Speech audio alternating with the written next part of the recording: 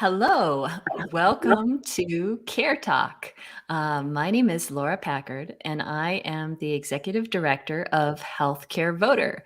And today we're going to be talking about healthcare in America and answering your health insurance and healthcare questions, as we do every Monday at 4 p.m. Eastern. So let me start by saying that healthcare in America is complicated. And if you're confused or unsure, that is totally normal because our system is a whole bunch of different systems in one. So whether you are a senior and on Medicare, whether you're low income and on Medicaid, whether you have insurance through a small employer or a large employer, or whether you get your insurance through the Affordable Care Act, there's multiple different systems, many different levels of eligibility and different costs and things to consider. And open enrollment is going on for just about everybody right now. Medicare open enrollment runs through December 7th, and the Affordable Care Act open enrollment runs through January 15th in most states. But if you have insurance through your employer, the dates may be different, but usually it's about right now that you're going to be selecting your insurance plan for next year. And also, if you don't have insurance at all, now is a great time to see what you're eligible for and sign up to get covered. So, the first question we're going to take today is an audio question that we received last week. So, let's hear question number one. Yes, my name is Daniel Thompson. I live in Augusta, Georgia. I'm 66 years old. My wife is 68 years old, and I am planning on retiring probably about March of next year, but I don't know what to do as far as trying to sign up for a plan. I mean, because I'm still covered with my insurance, and so's my wife. I went in for a heart cath in August, the end of August, and wound up having a quintuple bypass. I coded twice when I got back to the room. I've still been out of work. I can go on I'm on short-term disability up to 6 months, but my wife's position at her job was terminated last Friday due to staying home and caring for me. She was looking at retiring, but this isn't the way she wanted to go out. But anyway, I know we're both going to have to sign up for Medicare, but I just need to know if we can sign up, let's say like mid-March, because I need to go back and get my affairs in order, even though my wife has already lost her job. Just kind of sad. But I'm happy to be alive, and I'm getting better every day. It's just I've had some complications, and I am unable to go back yet. But I'm hoping to be back by mid-December of this year. Thanks for your time. Thanks for this web pod. And I hope that somebody will answer me. Thanks. Bye. Okay, well, glad to hear that you're on the mend, Daniel. And it sounds like there's a few different things going on with you're on short-term disability. Maybe you'll be going back to work. You're over 65, so you're eligible for Medicare, but your wife is younger. So the answer for you and the answer for your wife may be a little bit different. And let's start with Aleka to see what is available for the wife. Absolutely. And just to, again, echo Laura, really glad to hear that you're starting to feel better and hope you're able to keep getting the care that you need. I'm going to defer to Diane on your Medicare, but it sounds like your wife, if she's a little bit younger, may not be eligible for Medicare if she hasn't yet turned 65. It sounds like you're both currently covered by insurance through your job and are wondering what to do when you might retire in the spring. It's important to know that when you leave your employer, depending on if your employer meets the state guidelines or the federal guidelines, you may be offered the option to continue that plan through COBRA.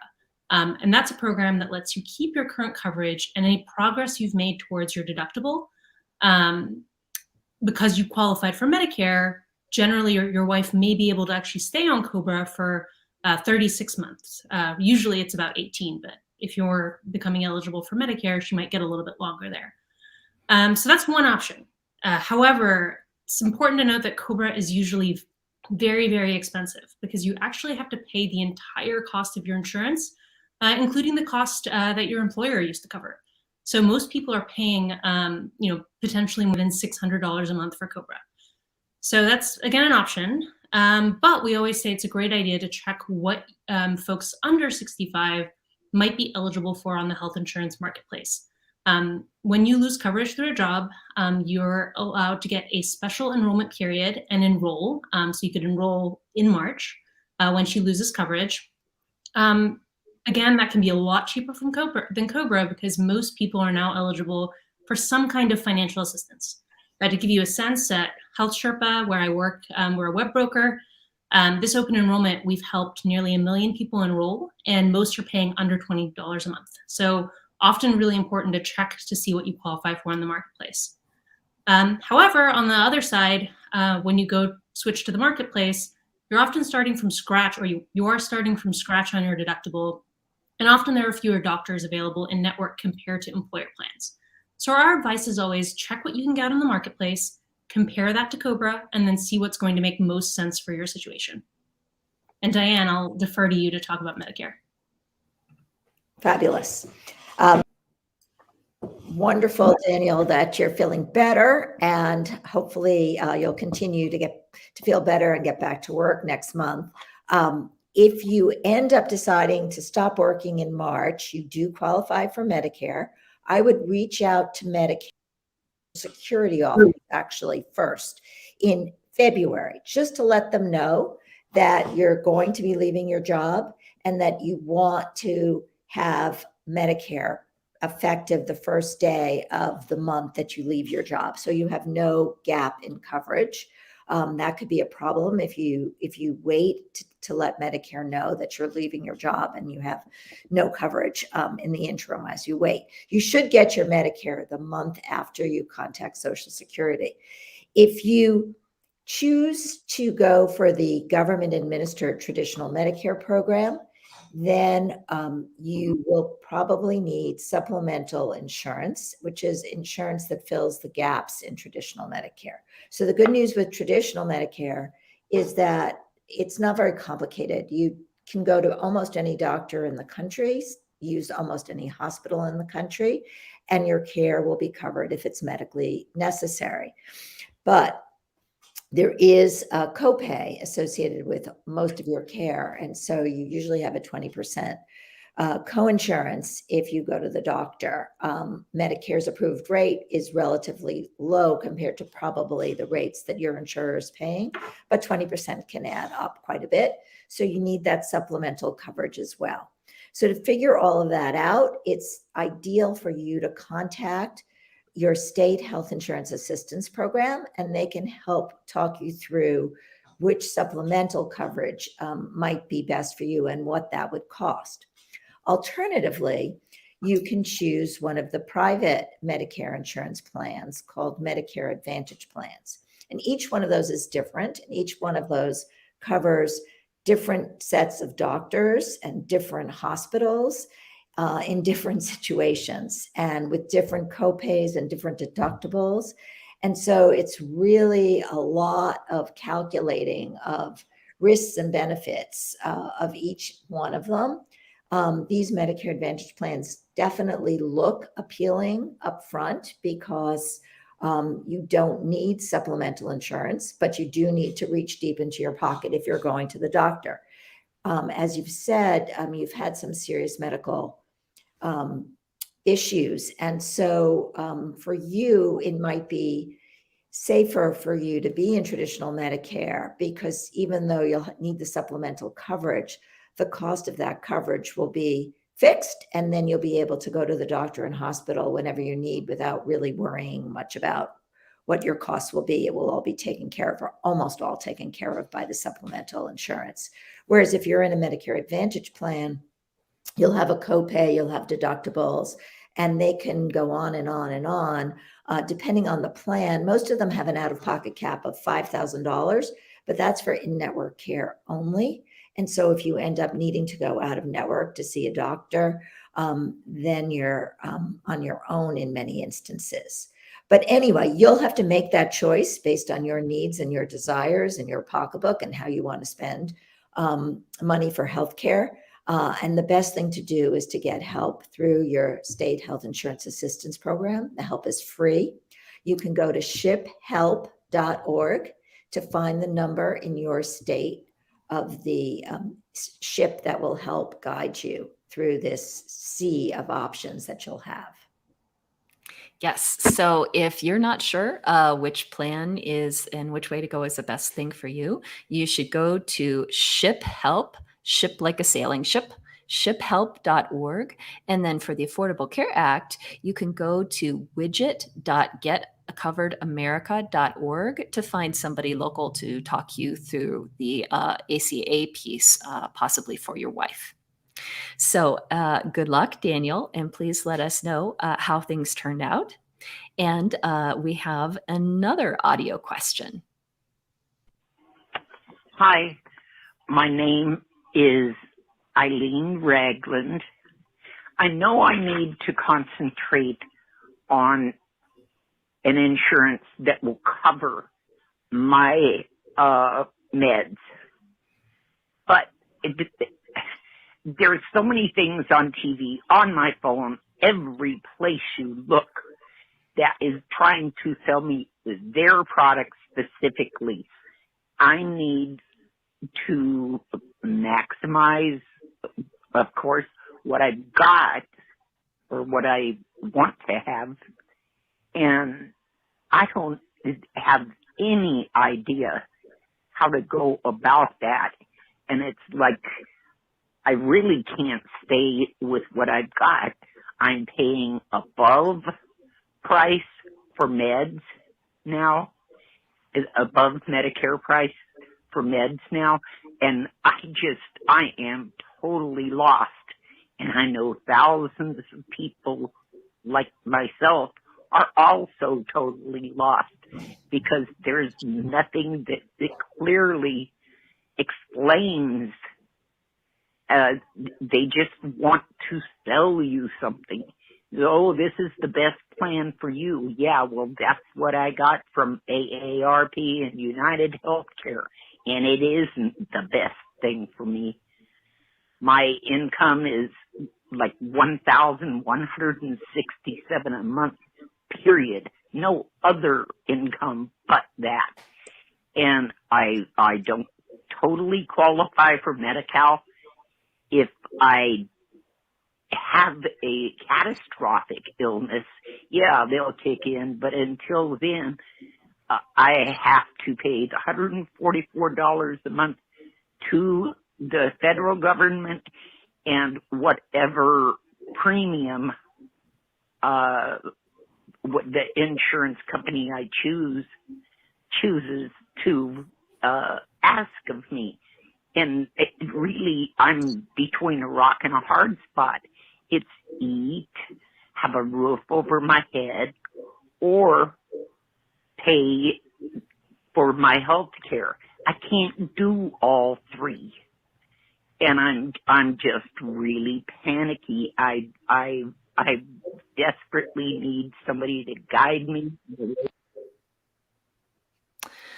So that's a lot, and Eileen is facing very real problems with paying for high medical costs for prescription drugs and paying the rent. So what guidance would you have, Diane? Okay, let's talk this through, Eileen. We have a lot of different ways you can go, and I think it's worth exploring several of them because your income is low enough to qualify you most likely for a bunch of programs that can help you with your costs in part, if not in full. if I were you, I would call back the Medi-Cal folks in California, which are actually, for those of you who are not in California, the Medicaid people, but in California, they're called Medi-Cal, to see if maybe you qualify, if not for Medi-Cal, for a Medicare savings program and for extra help with your Part D prescription drug costs. The Medicare savings programs are for people with incomes above the Medi-Cal level, but still quite low. And those help with Medicare Part B premiums. You had mentioned you're paying $144 a month. Sometimes they help with that. They help sometimes with your co-insurance payments. So it's worth finding out if you do qualify for a Medicare savings programs. The eligibility criteria for 2022 should be out. I haven't seen them yet, but they should be coming out any day now if they're not already out.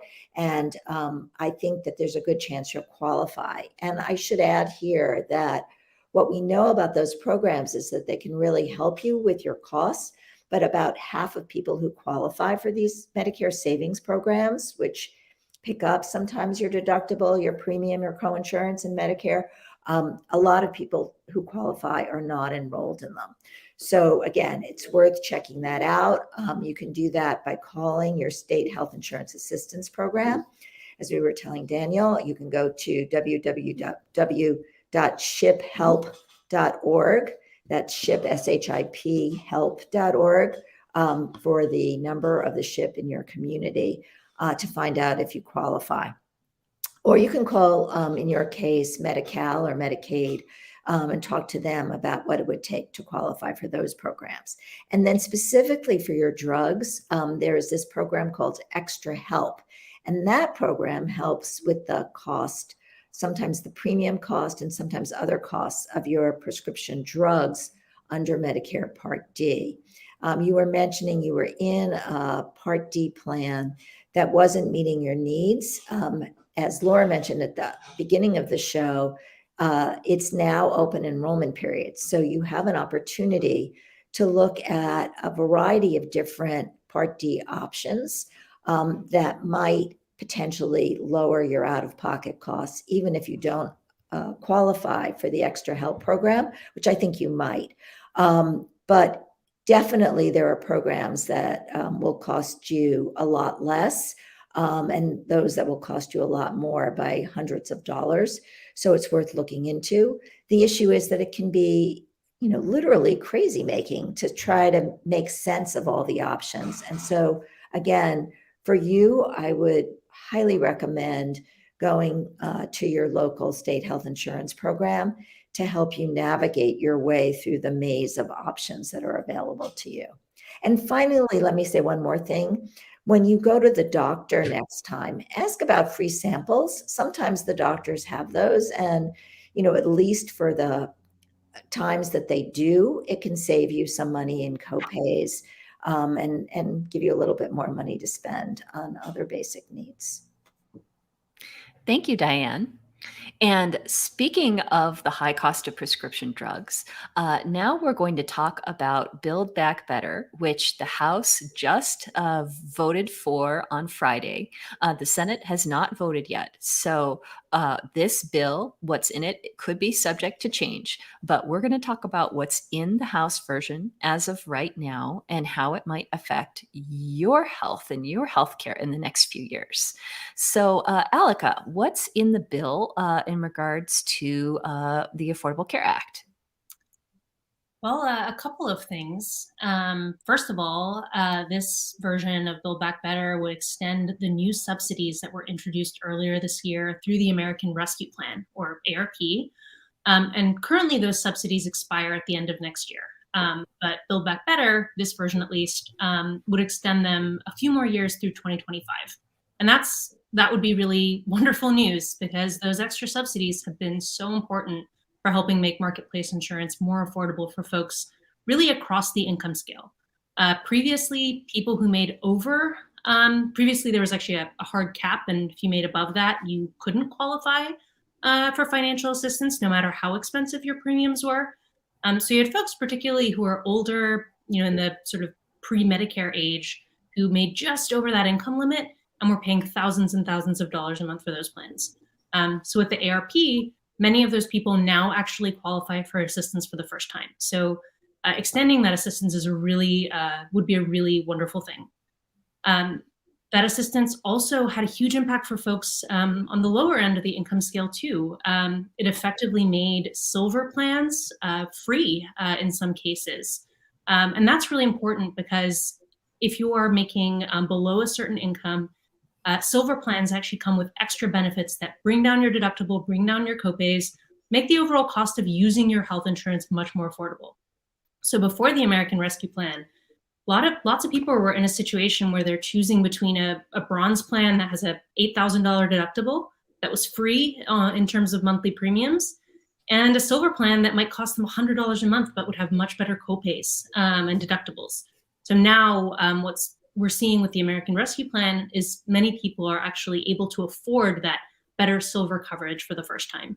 So again, that would really make a big difference to extend those subsidies. One other thing that the ARP did that Build Back Better would extend is allow folks who received unemployment benefits to essentially get treated as if their income was very, very low in that lowest income category, no matter what their income actually was. So folks receiving unemployment were also able to take advantage of often free silver tier coverage, which was fantastic. So Build Back Better, the current iteration would also extend those subsidies, which currently expire at the end of this year, for a whole other year as well. So that's two pieces on the marketplace subsidy piece. Great. And also, it would enable people that are caught in the Medicaid coverage gap, which means people that are low income in states like Florida and Georgia and Texas and North Carolina that don't make enough money to qualify for the Affordable Care Act. They will be able to get $0 ACA plans. And do you know, would that start in January? I believe last time we checked, though, as Laura, you mentioned, this keeps changing. Last time I checked, that would go from early next year through 2025 as well. And how that would work, again, in the current proposal, is initially folks who made too little to qualify for Medicaid in those states that did not expand their programs would be eligible for marketplace plans that are really similar to what we were talking about earlier with folks in that lowest income category. And then over the course, as we get closer to 2025, they'd be eligible for even better coverage that is going to cover more types of benefits that Medicaid currently does cover. So this would be a little bit of an iterative thing, but certainly a huge benefit. There are 2 million people in the Medicaid gap today, and there is nothing worse than having to tell someone you make too little money to qualify for any kind of assistance. It's a terrible paradox, and this would make a huge difference. Absolutely.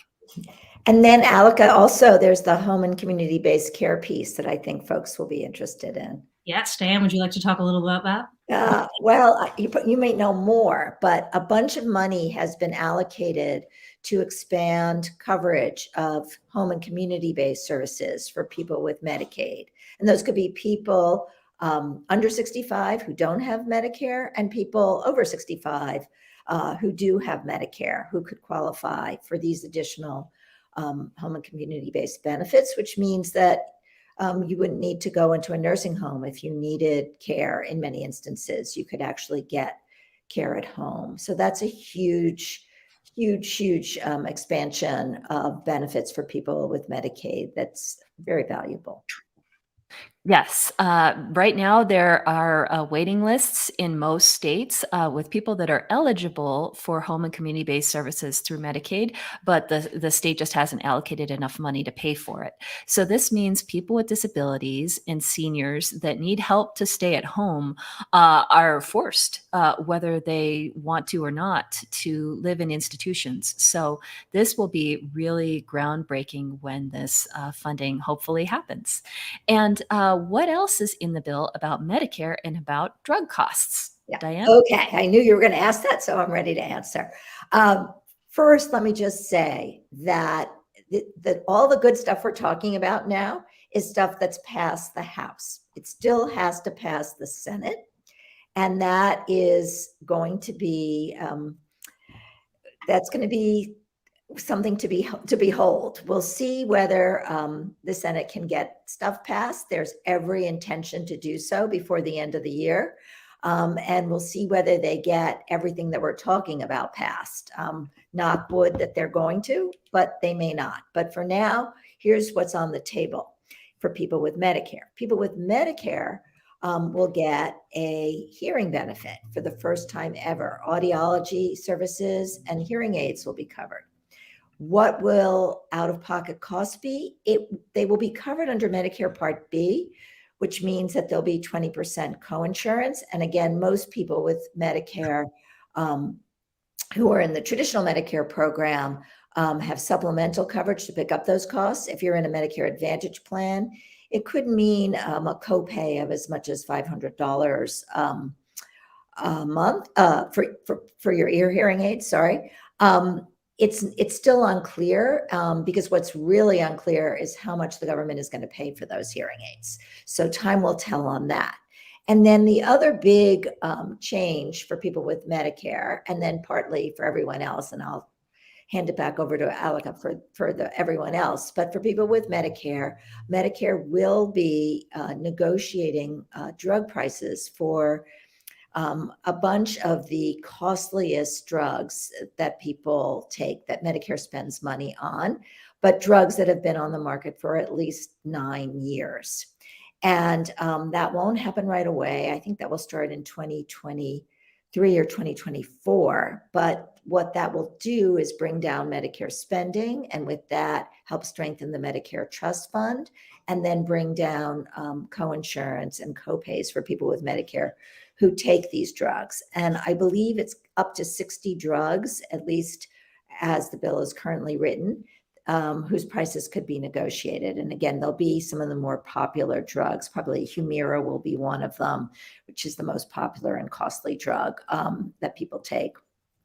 And then in addition to that, we talked about this last week, insulin is going to be capped at, I believe, $35 a month, again, if the Senate passes it. And that's not only for people with Medicare who need insulin, but everyone else. Aleka, do you want to talk about that for a sec? Sure, and I think you really covered it, Diane. It's my understanding is that insulin copay cap is going to apply to marketplace plans as well. And just, from experience, that's one area that is just a huge cost for so many people. So really excited to see that piece in, and yeah, it's a good news if it passes. Mm-hmm. And we'll see, because again, we'll see what the Senate does. But it's my understanding, at least for right now, that $35 a month cap is for copays. So that means if you don't have health insurance, this doesn't affect you. But if you have insurance through your employer, through an ERISA plan, and also, I believe, through the ACA marketplace, that $35 copay will limit the amount that you have to pay for your insulin medications. And I believe there's also an out-of-pocket cap on drug pricing just for Medicare. Is that right, Diane? Exactly. Yes. Another really important provision in the Build Back Better Act is a $2,000 out-of-pocket cap for people getting outpatient drugs in Medicare under Medicare Part D, whether you're in Medicare Advantage, the private insurance side, or you're in the government administered Part D individual insurance plan.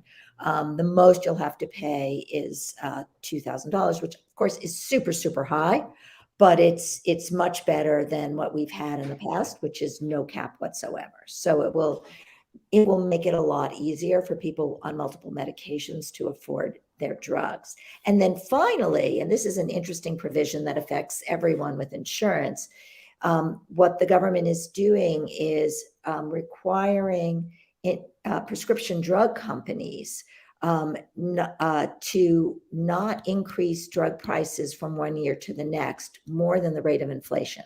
So what that means is that the amount they can charge you for a drug next year is limited significantly, because we have seen drug prices multiply 2 or 3 times in a very short period of time, and that will no longer be allowed under Build Back Better, as the House has passed it. Now we have to hope that the Senate will pass the House version of the bill or something very close to it.